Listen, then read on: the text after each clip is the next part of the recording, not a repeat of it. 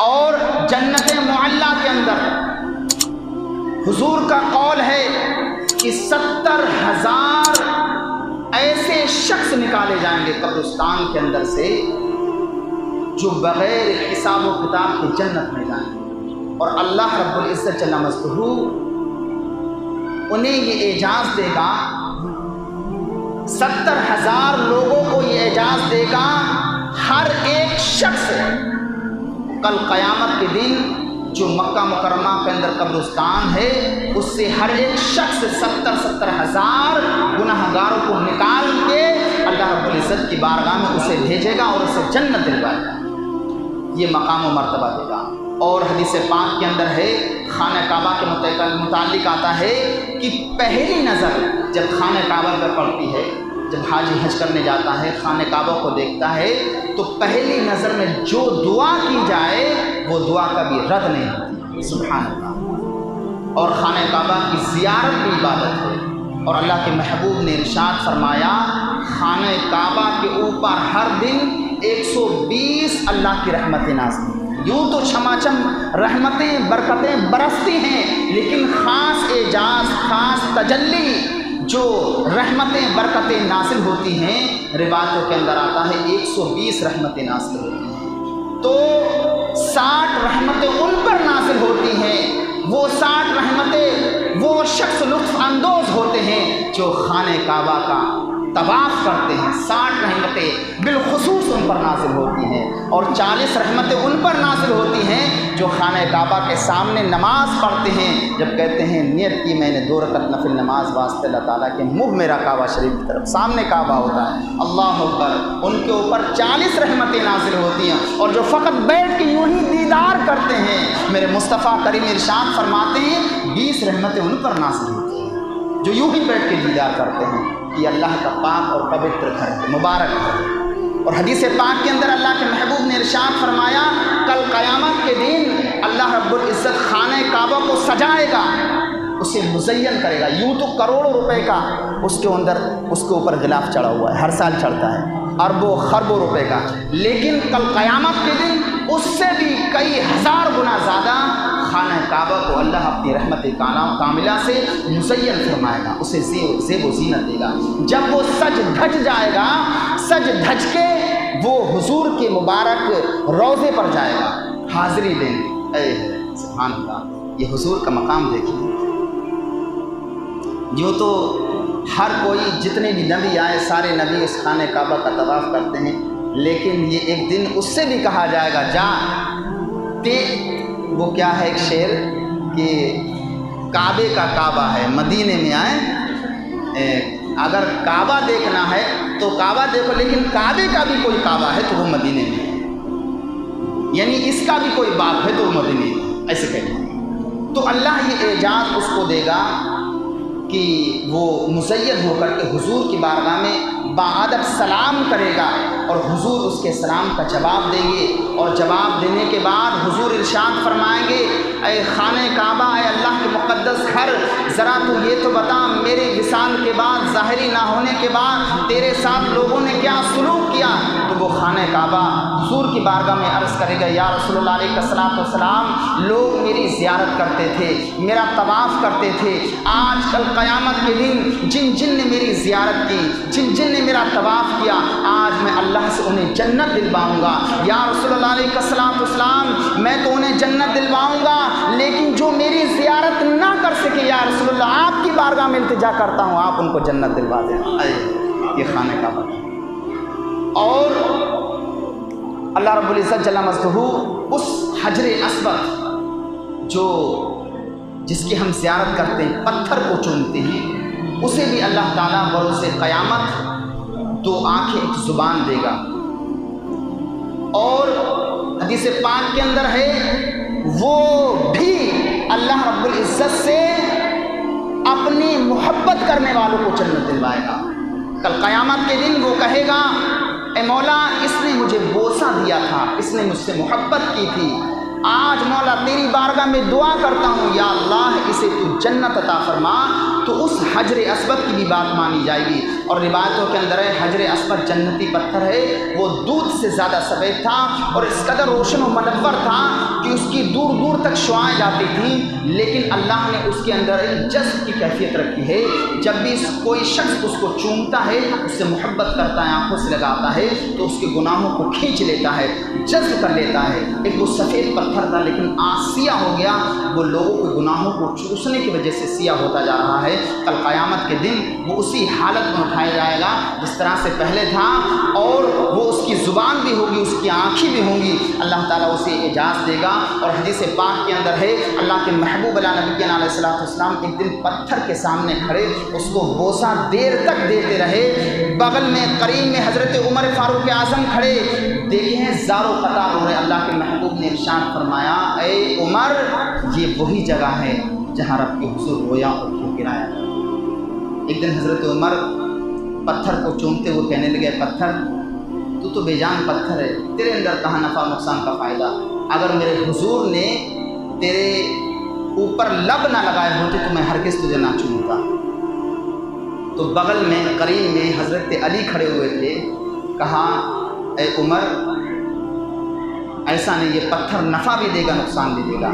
کل قیامت کے دن اپنے مولا سے گنہگاروں کو جنت دلوائے گا، اپنے مولا سے کل قیامت کے دن گنہگاروں سے جنت دلوائے گا، اس لیے کہ اللہ نے وہ پتھر، آخر کیوں اس پتھر کو یہ اعزاز دیا؟ وہ تو پتھر ہے، یہ محبوب کی جو سنت ہے اس محبوب کی سنت کو ادا کیا جا رہا ہے اور کچھ نہیں ہے، اس لیے کہ اس پتھر پر جو ہے محبوب کے، اللہ کے نبیوں کے لب لگے ہوئے ہیں، اس سے محبت کی، اور اب وہ جنتی پتھر اللہ نے اسی لیے اس کو اعزاز دیا ہے، اور آج بھی اس کو یہ اعزاز مل رہا ہے، اور کل قیامت تک یہ اعزاز ملتا رہے گا۔ اور اس سے جو لوگ محبت کرتے ہیں اور کرتے رہیں گے، انشاءاللہ اللہ تعالیٰ اپنے حبیب پاک صلی اللہ علیہ وسلم کے وسیلے سے اس چومنے والے کو ضرور جنت عطا فرمائے گا اور اس کو یہ اعزاز دیا جائے گا۔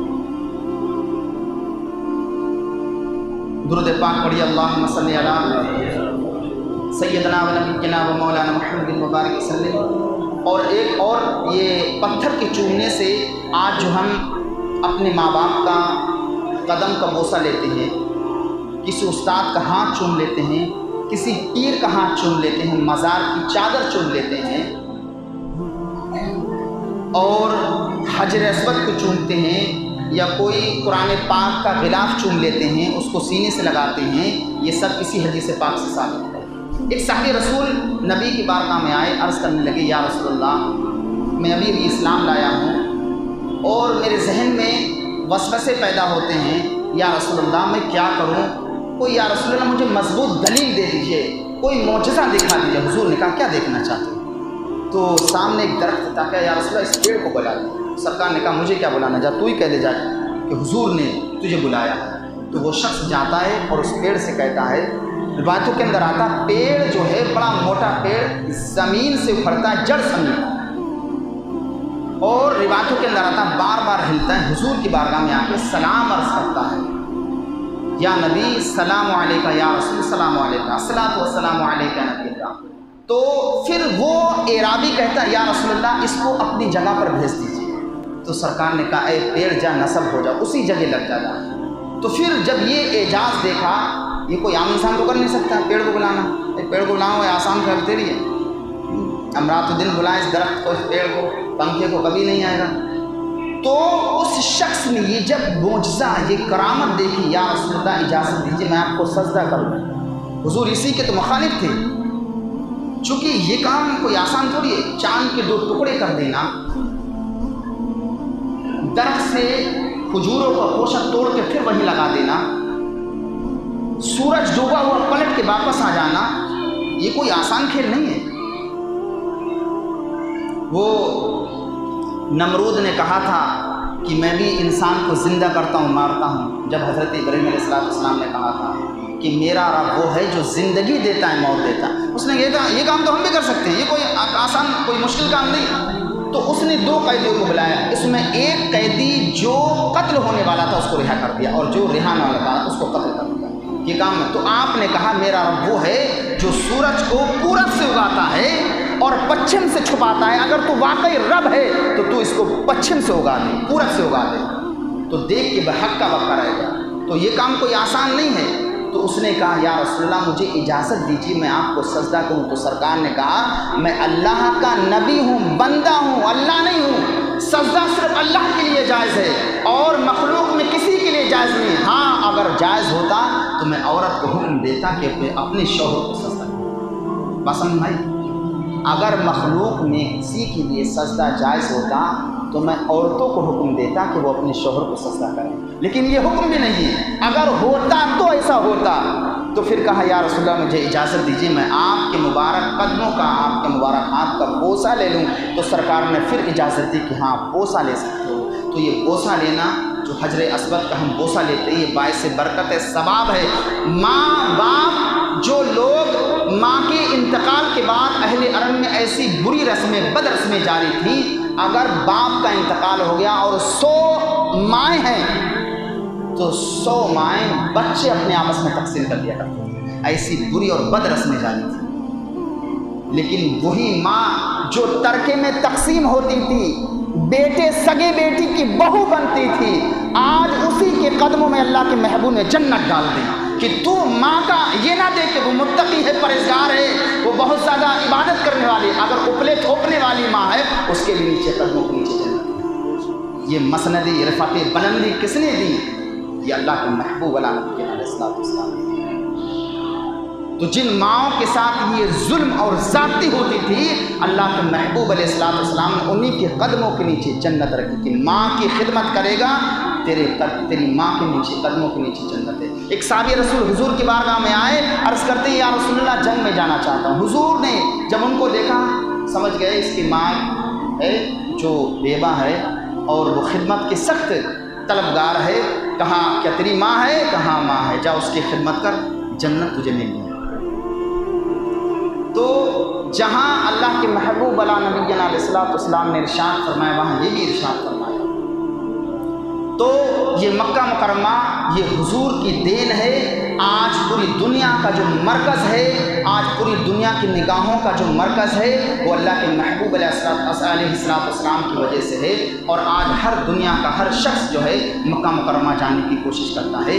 یہ رفعتیں، یہ بلندی حضور نے عطا فرمائی. اور حضور نے یہ بھی ارشاد فرمایا جس نے خلوص دل سے خانہ کعبہ کا طواف کیا، حج کیا، اور اس کے درمیان میں کوئی فحش کلامی یا کسی کو برا بلا نہ کیا، جب لوٹ کے آتا ہے تو ایسے آتا ہے جیسے آج ہی اپنی ماں کے پیٹ سے پیدا ہوا. گناہوں سے ایسے پاک اور صاف ہو جاتا ہے جیسے آج ہی اپنی ماں کے پیٹ سے پیدا ہوا. اور اللہ کے محبوب نے ارشاد فرمایا کہ جو رمضان کے مبارک مہینے میں عمرہ کرتا ہے، اللہ اکبر، گویا کہ اس نے میرے ساتھ حج کیا.